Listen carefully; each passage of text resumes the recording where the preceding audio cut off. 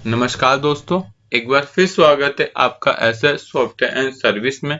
मैं शाहरुख आपका दोस्त आज लेकर आया एक नया टॉपिक जिसके अंदर आज हम आपके साथ बात करेंगे upcoming changes in table 12 format of GST R1 return.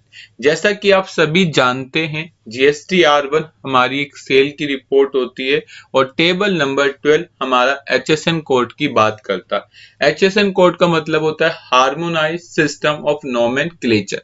इसके अंदर हम सरकार को ये बताते थे कि हमने इस कोड की इतनी आइटम सेल की है जिसकी टैक्सेबल वैल्यू इतनी है, आईजीएसटी इतना है, सीजीएसटी इतना है और एसजीएसटी इतना है। लेकिन ये एक ऑप्शनल फील्ड होती थी, ये हमारे ऊपर डिपेंड करती थी कि हम इस इंफॉर्मेशन को सरकार को दें या फिर ना दें।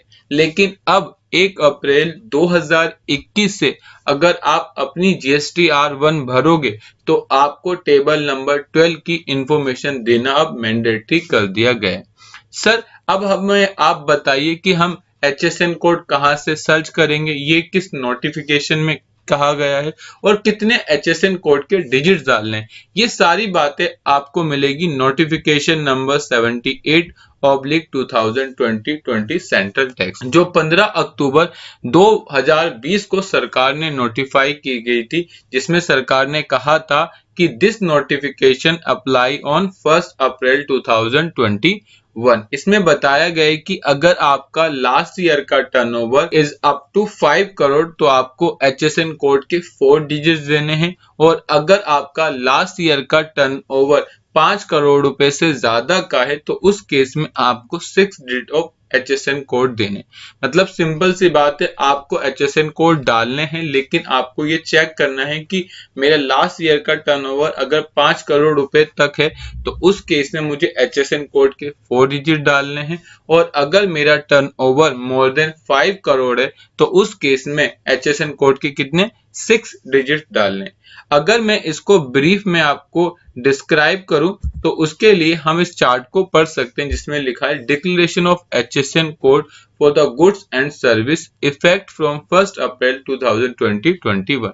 यहाँ लिखा गया है कि for tax payer with aggregate annual turnover more than 5 crore during the financial year 2021, अगर आपका पिछले साल का टर्नओवर मोर देन 5 करोड़ है तो आपको 6 डिजिट ऑफ HSN कोड देने। मतलब आपको 6 डिजिट HSN कोड देने हैं और ये एक मैंडेटरी है, आप इसे नहीं छोड़ सकते। अगर आप 4 दोगे तो सरकार एक्सेप्ट नहीं करेगी। लेकिन अगर आपका लास्ट ईयर का टर्नओवर 5 करोड़ रुपए से कम है और अगर आप B2B मतलब बिजनेस टू बिजनेस लोगों को माल बेचते हैं तब तो आपको HSN कोड देना ही देना है। लेकिन अगर आप B2C को माल बेचते हैं, बिजनेस टू कस्टमर को माल सेल करते हैं, तो उस केस में आपको HSN कोड देना मैंडेटरी नहीं, ये आपके ऊपर डिपेंड करता है। अगर आप सरकार को देना चाहते हो तो B2C ट्रांजेक्शन पर दे सकते हो, और अगर आपको सरकार को नहीं देना है तो आप ना दें, कोई दिक्कत होने वाली बात नहीं है। लेकिन अब प्रॉब्लम ये है कि अगर हमें अपना HSN कोड ढूंढना है तो हम कहां से ढूंढ सकते हैं, और कोई ऐसी साइट है जहां पर हमें ये HSN कोड मिल सके। इसके लिए आप 2 साइट पर जा सकते हैं। पहली साइट है gstcouncil.gv.in। बस आपको यहाँ पर HSN कोड पर क्लिक करना है, और जैसे ही आप HSN कोड पर क्लिक करेंगे आपके सामने एक न्यू टैब ओपन होगी, और जैसे ही आपके सामने न्यू टैब ओपन होगी तो यहाँ पर आपको एक टॉपिक मिलेगा GST रेट। बस आपको GST रेट पर जाना है और यहाँ पर सिलेक्ट करना है कि आप किसी को गुड्स दे रहे हैं या सर्विस। अगर गुड्स दे रहे हैं तो आप गुड्स में क्राइटेरिया में डाल दें, और अगर आप सर्विस दे रहे हैं तो आप यहाँ पर सर्विस टाइप कर दें। अगर आपको HSN कोड पता है तो वेल एंड गुड, अगर HSN कोड नहीं पता तो आप यहाँ पर उस HSN कोड की हेडिंग या फिर आप उसका नाम डाल दें। जैसे अगर गारमेंट है तो आप यहाँ गारमेंट टाइप कर दें, और अगर HSN कोड पता है तो HSN कोड डाल दें। लेकिन यहाँ पर एक सबसे बड़ी प्रॉब्लम ये है कि यहाँ पर आपको 4 डिजिट ही HSN कोड मिलेंगे, 4 से ज्यादा नहीं मिलेंगे।